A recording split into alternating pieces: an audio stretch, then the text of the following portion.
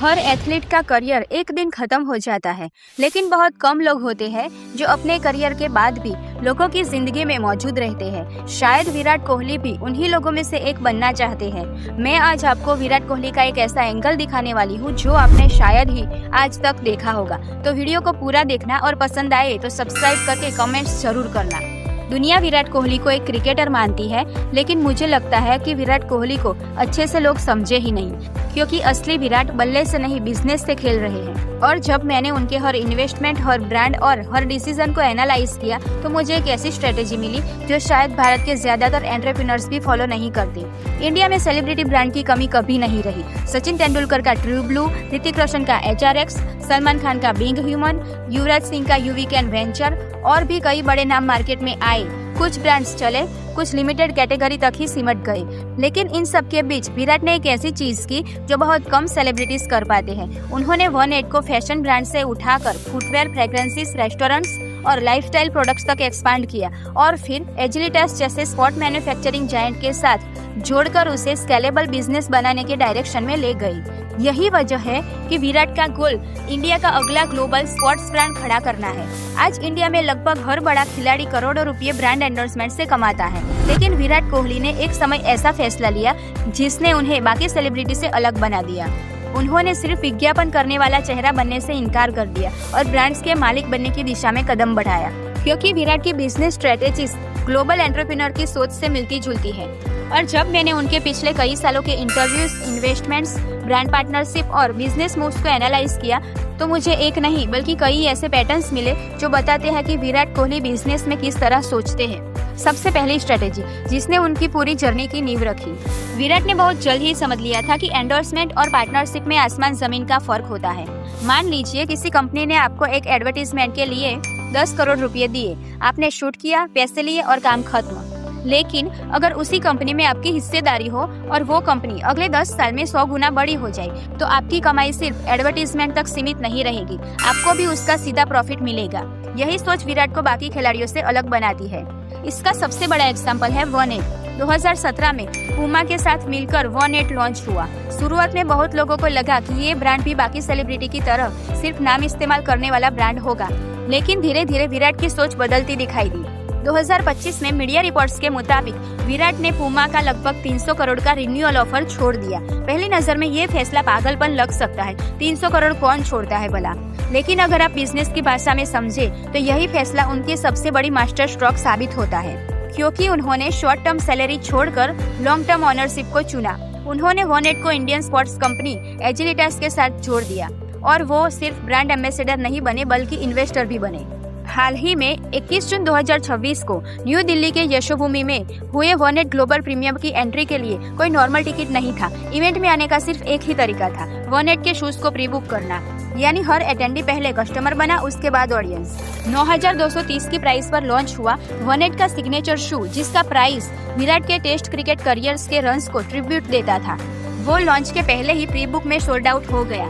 Company के मुताबिक और मीडिया रिपोर्ट्स के हिसाब से देश भर से कई शहरों से फैंस इस इवेंट में पहुंचे, जबकि कुछ रिपोर्ट में पहले 24 घंटों में लगभग 1.5 लाख पेयर्स बिकने का दावा किया गया है।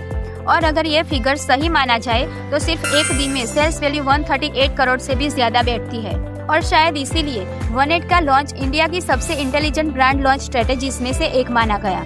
विराट कभी भी रैंडम बिजनेस में इन्वेस्ट नहीं करते। अगर आप उनका पूरा पोर्टफोलियो देखोगे तो आपको एक बहुत दिलचस्प बात दिखाई देगी। Fashion, fitness, sports, healthy food, recovery technology, coffee and hospitality.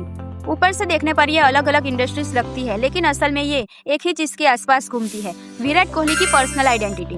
उन्होंने कभी ऐसी कंपनी में निवेश नहीं किया जिसका उनके लाइफस्टाइल से कोई संबंध न हो। उन्होंने रॉन्ग बनाया क्योंकि फैशन उनकी इमेज का हिस्सा है। ONE8 बनाया क्योंकि स्पोर्ट्स उनकी पहचान है। चेसल फिटनेस में गए क्योंकि फिटनेस उनकी सबसे बड़ी USP है। ब्लू ट्राइब में इन्वेस्ट किया क्योंकि हेल्दी लाइफस्टाइल को वो खुलेआम प्रमोट करते हैं। हाइपराइज जैसी रिकवरी टेक्नोलॉजी कंपनी में जुड़े क्योंकि प्रोफेशनल एथलीट्स रिकवरी को परफॉर्मेंस जितना ही महत्वपूर्ण मानते हैं। मार्केटिंग की भाषा में इसे कहते हैं ब्रांड ऑथेंटिसिटी, क्योंकि अगर विराट अचानक से किसी गुटखा ब्रांड या रैंडम क्रिप्टो स्किप का चेहरा बन जाए तो लोगों को अजीब लगेगा, लेकिन फिटनेस प्रोडक्ट्स बेचते हुए वो बिल्कुल नेचुरल लगते हैं। यही वजह है कि उनके बिजनेस पर लोग ट्रस्ट करते हैं। और यहाँ एक और चीज नोटिस करने वाली है, विराट ने अपनी प्रोडक्ट्स का पूरा इकोसिस्टम बना के रखा है। वनेट सिर्फ शूज नहीं बेचता, आज उसके अंदर अपैरल है, एसेसरीज है, परफ्यूम्स है, रेस्टोरेंट्स है, लाइफस्टाइल प्रोडक्ट्स है। यानी अगर कोई व्यक्ति वनेट ब्रांड से जुड़ता है तो उसके पास सिर्फ एक प्रोडक्ट खरीदने का ऑप्शन नहीं होता, वो पूरी लाइफस्टाइल में एंटर करता है। यही स्ट्रेटेजी नाइकी और एडिडास जैसे ग्लोबल ब्रांड्स भी अपनाते हैं। अब सवाल आता है, अगर ब्रांड इतना अच्छा था तो एजिलिटास की जरूरत क्यों पड़ी? यही विराट का अगला बिजनेस मूव समझ आता है। दुनिया का सबसे अच्छा ब्रांड भी ग्लोबल नहीं बन सकता अगर उसके पास मैन्युफैक्चरिंग, सप्लाई चेन, डिस्ट्रीब्यूशन और रिटेल नेटवर्क न हो।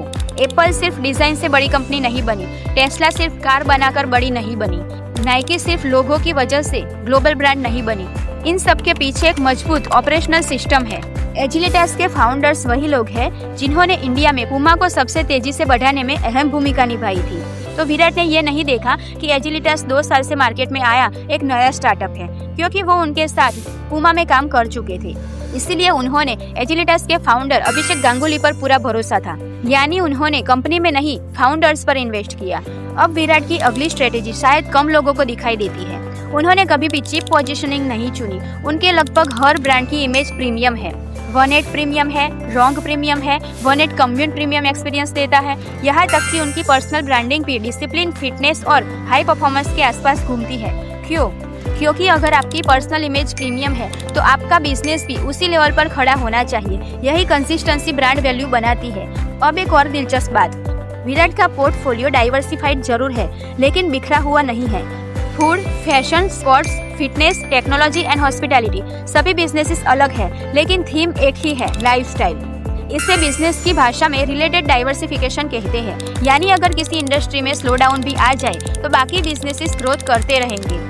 रिस्क कम होता है लेकिन ब्रांड आइडेंटिटी टूटती नहीं, और शायद इसी वजह से विराट का पोर्टफोलियो किसी टिपिकल सेलिब्रिटी ब्रांड के पोर्टफोलियो जैसा नहीं दिखता। तो हमने इस पूरी जर्नी में सबसे बड़ा लेसन क्या सीखा? विराट कोहली ने कभी अपना नाम बेचने की कोशिश नहीं की। उन्होंने अपना नाम एक एसेट बना दिया। पहले उन्होंने रेपुटेशन बनाई, फिर उसे ट्रस्ट में बदला, ट्रस्ट को ब्रांड बनाया, ब्रांड को ओनरशिप में बदला, और अब ओनरशिप को ग्लोबल बिजनेस में बदलने की कोशिश कर रहे हैं।